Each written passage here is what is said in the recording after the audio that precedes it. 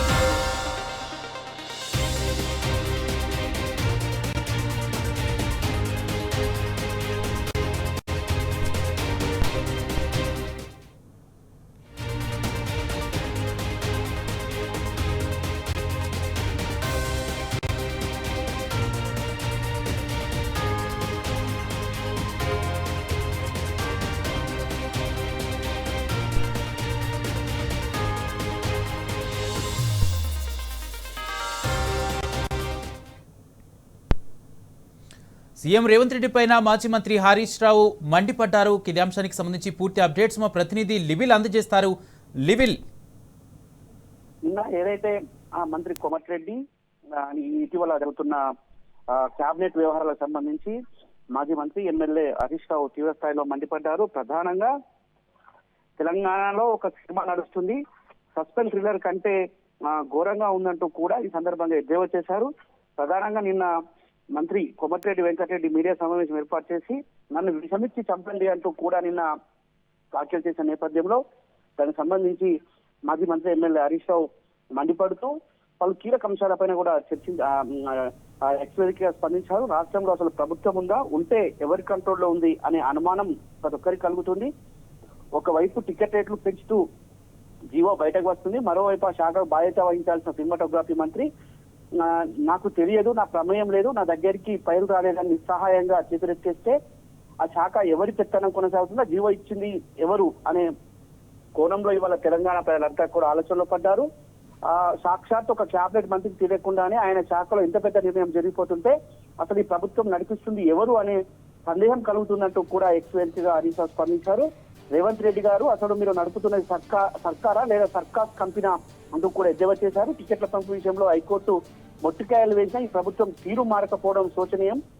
ఒకవైపు అసెంబ్లీ సాక్షిగా సొంత డబ్బా, మరొక వైపు చెప్పేది ఒకటి చేసేది మరొకటి, పేపర్ లో కలరింగ్ ఇచ్చేది ఇంకొకటి అంటూ కూడా ఎద్దేవా చేశారు. ముఖ్యమంత్రి రేవంత్ రెడ్డి అసెంబ్లీ వేదిక ఏమని ప్రగల్భాలు పలికారు, నేను ఈ సీట్ లో ఉన్నంత కాలం సినిమా టికెట్ రేట్ పెంపు ఉండదు, బెనిఫిట్ షోలు ఉండవు, ఎవరికి స్పెషల్ ప్రివిలేజ్ ఇవ్వను అని మైక్ పట్టుకొని ఉదరగొట్టిన ముఖ్యమంత్రి ఇవాళ ఇచ్చే జీవోలు ఎవరివి, ఈ అర్ధరాత్రి జీవోలు ఎట్లా వచ్చినాయి, ఈ సినిమాలకు అడ్డగోలు రేట్లు పెంచుతూ జీవోలు ఇచ్చారు. ఇవాళ రేపు మరో సినిమా కూడా జీవో ఇవ్వడానికి సిద్ధమయ్యారని తెలుస్తుంది.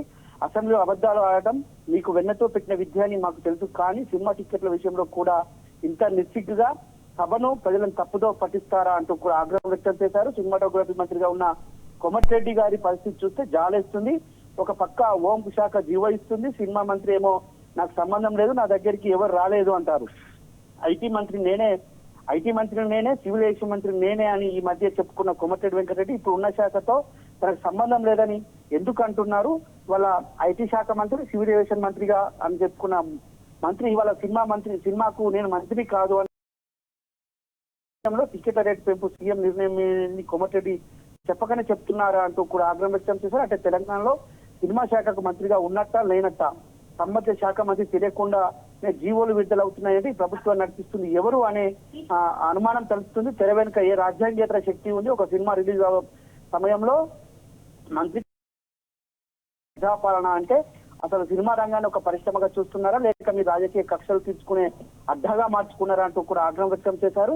సినిమాకేమో అర్ధరాత్రి దాకా పర్మిషన్ ఇవ్వరు, ఇంకో సినిమాకేమో 2 రోజుల ముందే రాష్ట్ర మర్యాదలతో పర్మిషన్ ఇస్తే ఏంటి అంటూ కూడా ఈ సందర్భంగా ఆగ్రహం వ్యక్తం చేస్తూ వచ్చేది కేసీఆర్ ప్రభుత్వమే అన్నందున ఒక హీరో ఆ సినిమాపై కక్ష గట్టి అతనిపై కేసులు వేసి జైల్లో పెట్టేందుకు కూడా జైల్లో కూడా పంపించారు. ఇప్పుడు మీకు నచ్చినట్లు అయితే 600 టికెట్ రేటు పర్మిషన్ ఇస్తారా, వారానికి వారం రోజులు రేట్లు పెంచుకోవచ్చని రెడ్ కార్పెట్ వేస్తారా? రేవంత్ రెడ్డి పాలకుడు అనేవాడు పాలకుతో ఉండాలి తప్ప పగతో ఉండకూడదని కూడా హెచ్చరించాడు.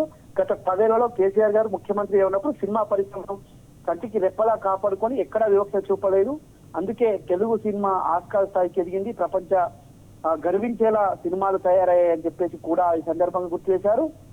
56 ఏళ్లుగా ఎంతో కష్టపడి నిర్మించుకున్న ఈ పరిశ్రమ వాతావరణాన్ని మీ అహంకారంతో మీ పిచ్చి చేష్టలతో మీ పగ ప్రతీకారాలతో చిల్లర రాజకీయాలతో నాశనం చేస్తున్నారంటూ కూడా ఆగ్రహం వ్యక్తం చేశారు. ఇది ప్రజాపాలన కాదు, ఇది మీ పాపిస్టు పాలనకు పరాకాష్ట.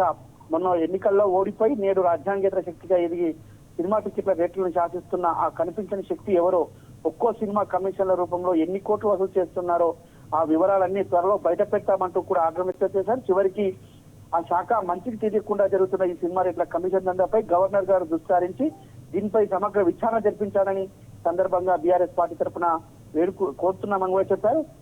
పూర్తిగా కమిషన్ల సర్కార్ గా మారిపోయింది. ఇవాళ అడ్డగోలుగా అర్ధరాత్రి జీవోలు ఇచ్చి వాళ్ళ అహంకారాన్ని చూపిస్తే సినిమా పరిశ్రమ ఇతర రాష్ట్రాలకు తరలిపోయే అవకాశం ఉందని కూడా ఈ సందర్భంగా మాజీ మంత్రి ఎమ్మెల్యే హరీష్ రావు ఎక్స్ప్రెస్ గా స్పందించారు.